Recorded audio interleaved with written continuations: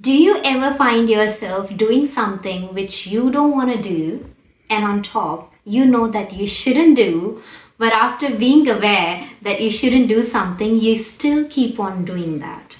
That means you're lacking some self regulation.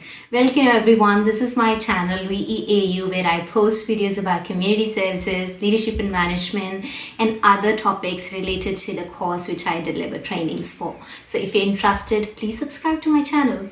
Today, we're going to talk about self regulation, and I talk about what self regulation is, why it's important, what are some simple strategies that you can use in daily life to help regulating your own behavior and actions. So, let's get started.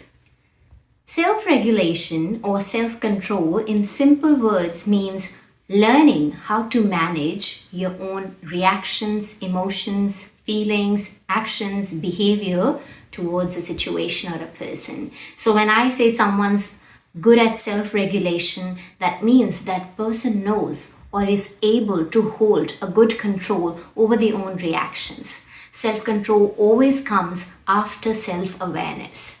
So if I need to control something or change something or manage something, I first need to be aware about how I feel in that very moment. So self-awareness is the first step which you need to practice before you start with self-regulation.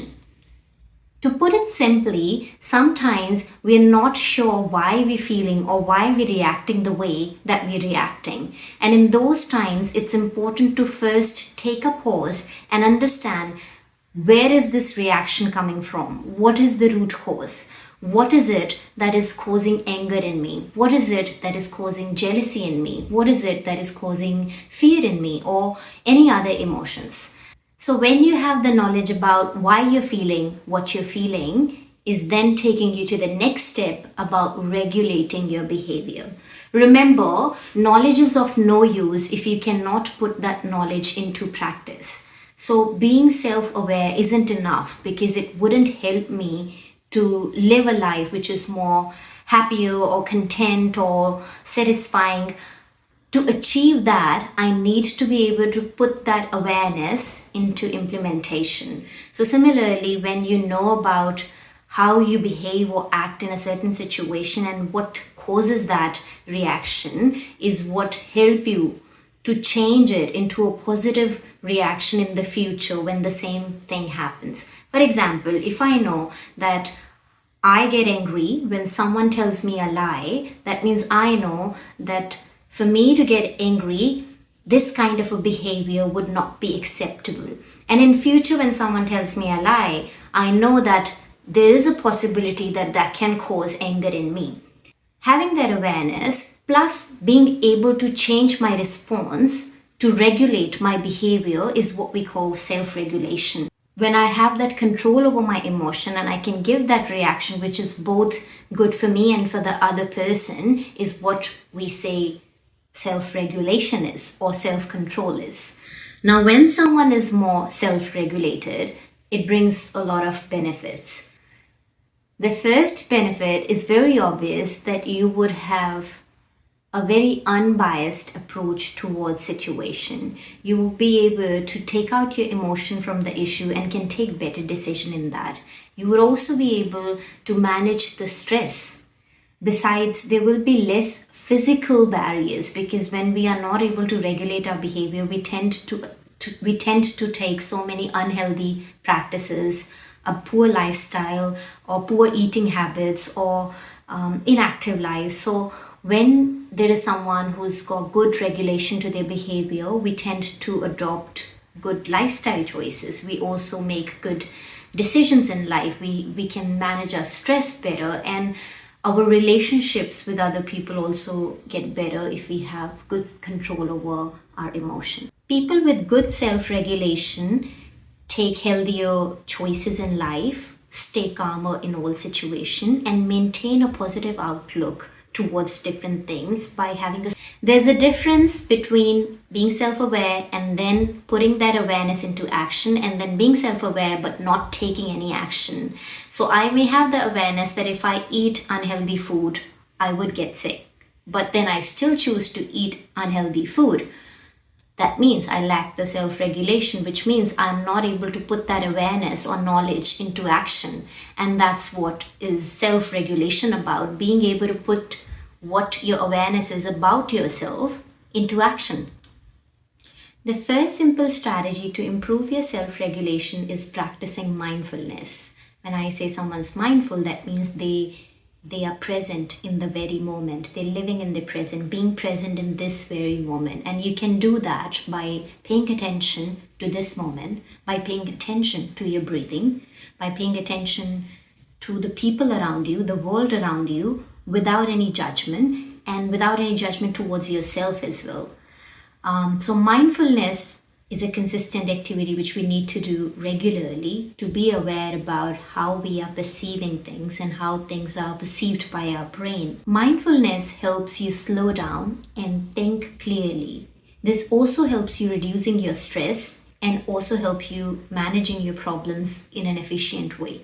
You're then more able to handle problems effectively. The second one is use of cognitive behavioral strategies. These ones are specifically used by therapists. And in this one, usually if we want to do it in our regular life, in this one, you need to have this practice of asking yourself questions about why you're feeling the way you're feeling. Again, if there's some sort of thought coming to my mind, why is that thought coming? What is the root cause of that? Ask yourself questions. I have this desire. I want to do this, but why? What feeling it would bring to me? And is that feeling adding any sort of good value to your life? Or is that feeling motivating you? Is that feeling uplifting you? Or that feeling is bringing you down? Why are you feeling the way you're feeling?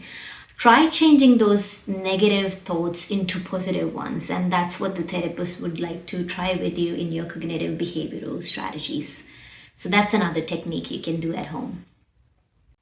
The third strategy is very simple. It's a 4-step approach we call stop, breathe, reflect, and choose. So we stop what we're doing and then you breathe, take a breath in that very moment, reflect on what you're feeling and why you're feeling that way, and then choose a reaction, choose the way you want to respond to that thing.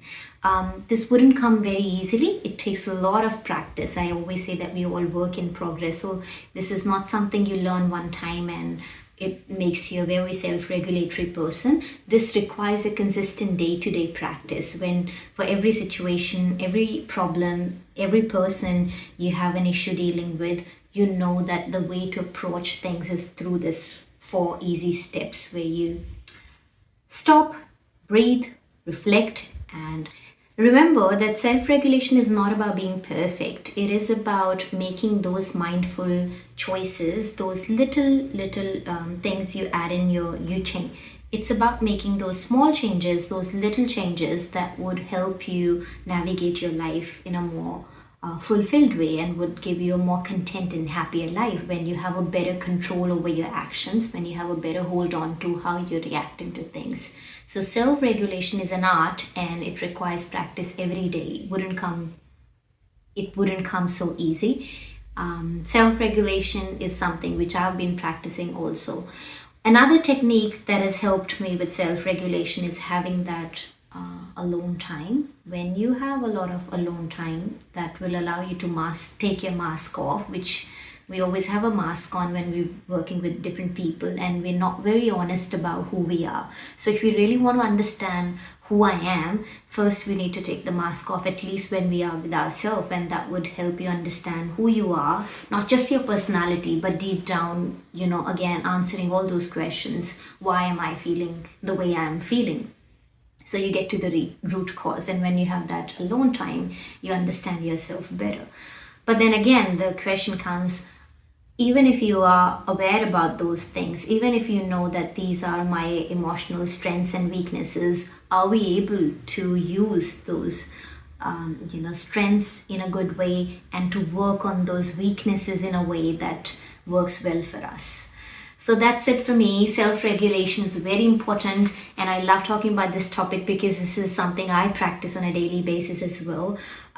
If you found this video useful, please consider subscribing to my channel. Please give it a thumbs up. I'll see you in the next one. Take care.